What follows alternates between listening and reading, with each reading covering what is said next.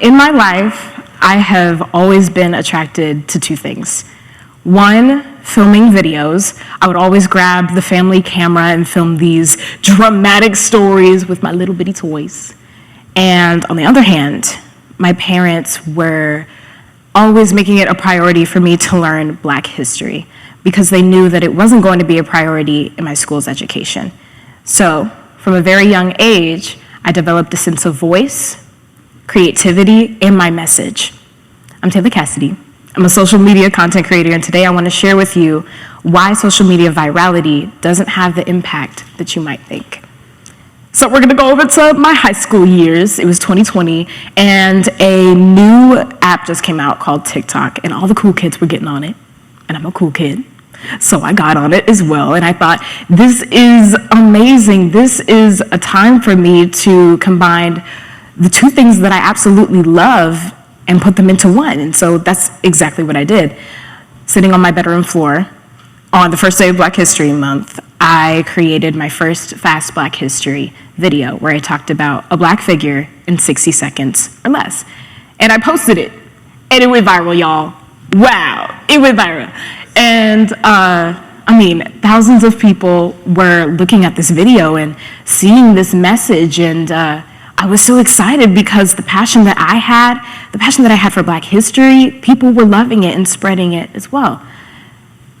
And so I continued to do it. I continued the Fast Black History series, and along with other videos, I grew my account. I got 200K followers, yeah, 500K, woo, 1 million followers. What? Like, wow. And when you look at these numbers, I wonder if you think to yourself, wow, this girl Taylor Cassidy is so impressive. And I thank y'all, thank you so much. But I also wanna ask you, even though you might look at these numbers and see like, these millions of people are watching her, she must have a great impact. Let me ask you, would you think the same thing if I told you I only talked to 1,000 people a day? What about 500? What about 1? Now, while you think about this, I'll take you to February of 2021, and it was 1 year after I started my Fast Black History series. And I thought to myself, man, if that many people looked at my videos last year, they're all gonna come back, right? I mean, probably even more so. Who wouldn't wanna support this message? And so I pulled out all of the stops. I got a green screen, I got costumes, I got an external video maker. I went bougie with it. And I created my first Fast Black History video for 2021. And I posted it. And in the end, I was disappointed. I mean, where did everybody go? There weren't half as many people watching as there were last year. What was wrong? And mind you, there were still thousands of people watching my videos, but that wasn't the problem. The problem was that my mindset was so focused on those numbers that I thought to myself, if millions of people weren't watching my videos, did my message even really matter that much in the first place? And because of this, a deep insecurity developed in me. And I started drastically changing my content to try and adhere to trends, to try and make it go more viral. And I mean, it worked. I had many viral videos after that, but why whenever I looked at my account, why whenever I looked at my own videos, did I not feel fulfilled? And it took this one video that I posted. It was a motivational video, and I had posted them before, and I still post them. They're so much fun, but it was this one video. And I filmed it, posted it. It went viral, 600K views, yes! But after a while, I privated it. I took it down. Because whenever you looked into the comments, it was only spam, random emojis, and fake accounts commenting on the post. But not only this, I knew that whenever I looked back at that video, the pep talk sentences that I was giving meant nothing to me. They weren't connected to me, and I knew that they were just buzzwords that I was using for virality. And in the end, I didn't feel inspired.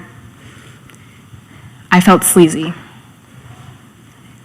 And that moment took me down a very important and long journey of understanding that social media virality doesn't always mean impact.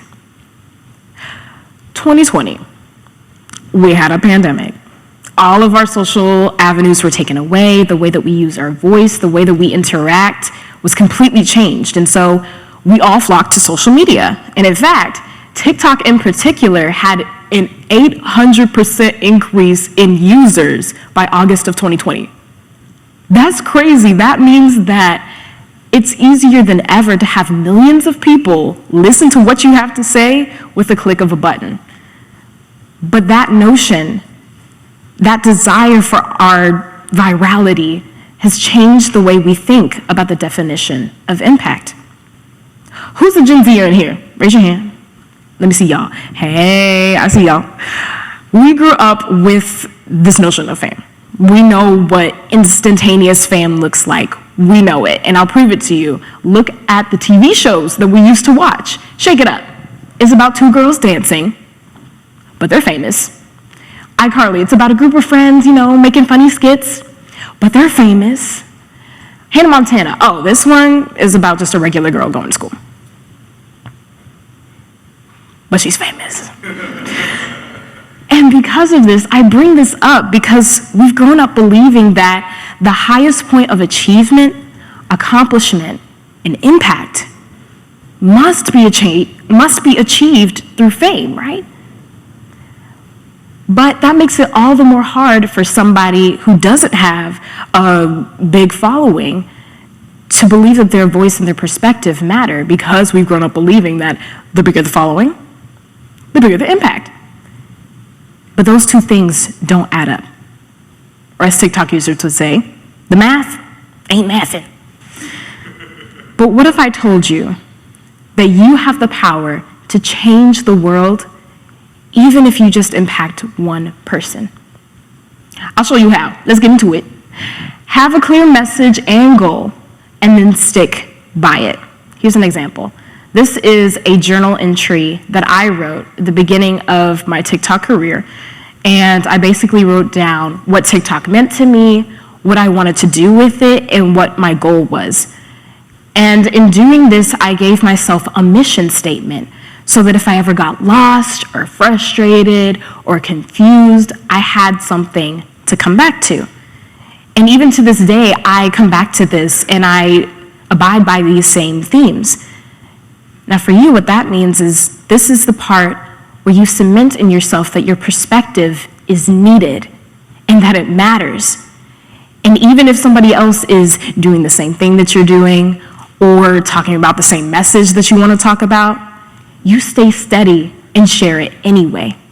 Because your perspective and the way that you have developed your voice in this world, nobody else has done it like you have. And that is your superpower. All right, we've got our message, we're sticking by it. Now we need to check where your resolve is placed. What is resolve? Resolve is the characteristic that helps you to keep on going towards your goal, even when there are inconveniences or discomforts. It's what helps you to watch that one more Netflix episode, even though your eyes are falling asleep. It's what helps you to keep on doing your homework, Georgetown, even when you don't feel like doing it. It's what keeps you going. And I say check where your resolve is placed because in sharing your message or goal, it is so easy to fall into putting it into seeing how many people you can get in front of you, seeing how many people you can reach. And in doing that, you sacrifice your message and exploit it for fame and popularity. Instead, place your resolve in knowing that you have the very ability to impact one person and change their life, because you have the ability to change the world, but you also have the ability to impact one person who has the ability to change the world as well.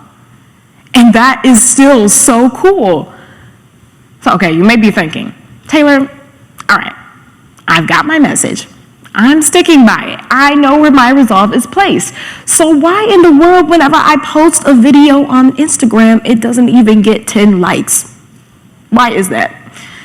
And I'll tell you, even though there might not be millions of people looking at your video, you really don't know who is going to stop on it and truly take to heart the words that you have to say. And that brings me to my last point. Focus on the impact of one. See my transition? Yeah. I'll give you more examples. I come with the receipts. These comments are from videos that I posted where somebody was inspired by them or inspired by my account to go out and make a change in their own life. And one of them even says that they are going into their school and campaigning for more Black history to be taught, the very message that I wanted to share in the first place. And I show you these specific comments because every single one of them came from videos that a lot of people consider flopped, did not go viral, unsuccessful, failed. But that goes to show that the videos that I posted weren't defined by the millions of people that did or didn't look at them. They were defined by the very ability that they had to reach out and impact one person to go and change their entire community. And that is so much more valuable and sustaining than creating something or sharing something just for the purpose of getting quick virality.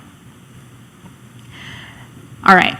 We've got our message, we've got our understanding that the individual impact is just as important as reaching 1,000. So why is it so hard for us to share our perspective and our voice? How is it so hard for us to get over that fear? I'll tell you one more story before I go. Whenever I was in high school, I entered a short film competition where I made a short film about a young Black girl going through school and finding her own identity as a Black woman in the midst of stereotypes being pushed on her by her peers and her classmates. And in doing this, I was so scared because it was a story that I had went through. It was a very personal story of mine, but I pushed on anyway. Here are some stills from the film. Oh my gosh, Taylor Cassidy is just like Issa Rae. Wow, thank y'all, I appreciate it. But I was so scared to make this film, but I pushed on anyway. And at the film festival, whenever they were showing all of the competitors' films, afterwards, a girl came up to me and basically said to me how much she related with the main character, how much she understood what the main character went through. And she thanked me for making something that connected with her and helped her to feel seen. And in that moment, I understood something very, very important. If I had let my fear of embarrassment, my fear of failure, or my fear of lack of a reaction from people stop me from spreading this message, I would have never been able to give someone the permission to let go of their own fear. For you, what that means is that the passion, the urgency, and the love that you have for your idea and your message must be greater than your fear. And notice how I said greater than, and not that fear will be non-existent. Because the very fact that fear and anxiety is associated with your message is proof that it has the power to change everything. So, as you go on into your life, maybe you'll go into business, maybe you'll go into art, maybe you'll become a Twitch streamer. I don't know, they make a lot of good money. Remember to keep steady in your message. Protect your voice from being distorted by gaining popularity and fame. And understand and focus the individual impact of one. Know that your perspective, the way that you act and interact in this world is the key to changing it. I believe in you. Keep rising. Thank you so much.